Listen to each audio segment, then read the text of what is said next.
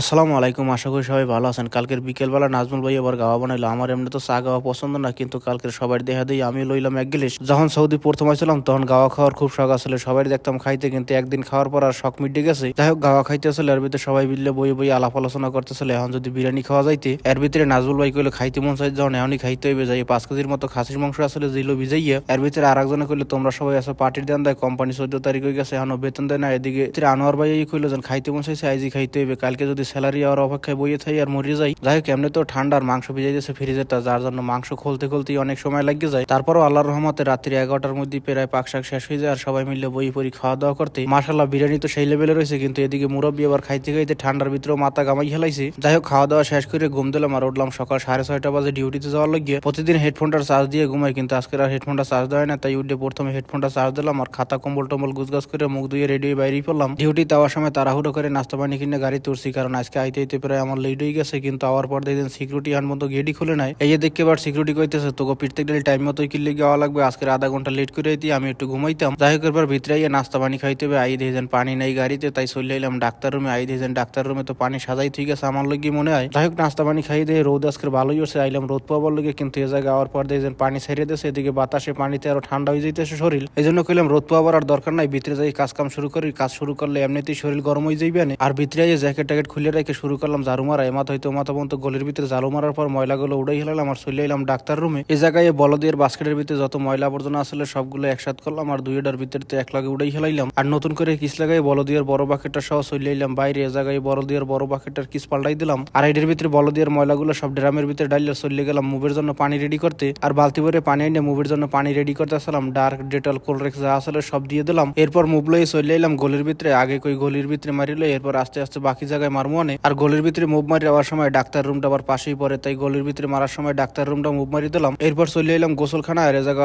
পর কই অনেকদিন হয়েছে বেসিং গুলো ধুই না, আজকে একটু ভালো করে ধুইয়ে দেই। এমনি তো বেসিং এর ভিতরে তেমন কোনো ময়লা নাই, না ধুইলেও চলে, কিন্তু তারপরও ধুইয়ে দিলাম একটু চকচক করবে না এই লেগে। যাই হোক, গোসলখানার ভিতরে বেসিং দেওয়ার কাজ শেষ করে চলে গেলাম স্টোরে মেশিন আনার লগে, কারণ প্লেয়ার রুমের ভিতরে মাক্কিনে মারতে হইবে। প্লেয়ার রুমের ভিতরে যে সিটটা গোলকিপারের, ওই সিটটার সামনেই সবসময় খালি দুলমাটি পরে থাকে, কিন্তু বাকি সিটের ভিতরে থাকে কিন্তু অল্প অল্প থাকে। মাঝে মধ্যে তো এমন অবস্থা থাকে মনে হয় যেন দুলাট বিটা করার লগে হাতে করে মাটি লইয়েছি। যাই হোক, মাক্কিনে মারার কাজ শেষ করে স্প্রে মারি দিলাম আর মাক্কিনেটা আনি আবার রেখে দিলাম স্টোরে। এরপর এই সাইডের কাজ কাম শেষ করে চলে এলাম আরাবিয়াটা লইয়ে জিমের সাইডে। জিমের ভিতরে এমনিতে বেশি একটা ময়লা হয় না, কারণ জিমের ভিতরে পরিশ্রম করা লাগে, এই জন্য প্লেয়াররা বেশি একটা আহি না। যাই হোক, এ জায়গায় হালকা পাতলা বল দিয়ে আসলে আর এইগুলো হালাবার পর দেখছেন ডিউটি শেষ হয়ে গেছে আর ওইটি বাজে গেছে। চলে এলাম গাড়িতে। আবার সময় আবার চিন্তা করতে আসলাম যেন বাসায় তো কালকে রাত্রে ভাত পাক করছিলাম পার্টির পরে, আর ভাত টাত খাওয়া হয় না, কিন্তু এই ভাতগুলো এখন কিরমের আছে। বাসায় হওয়ার পর দেখে এদিকে নাজমুল ভাই আবার বেগুন ভর্তা বানাইছে দিল খাওয়ার লাগে। আমি কই ঠান্ডা ভাতের ভিতরে বেগুন ভর্তা সেই স্বাদ লাগবে না।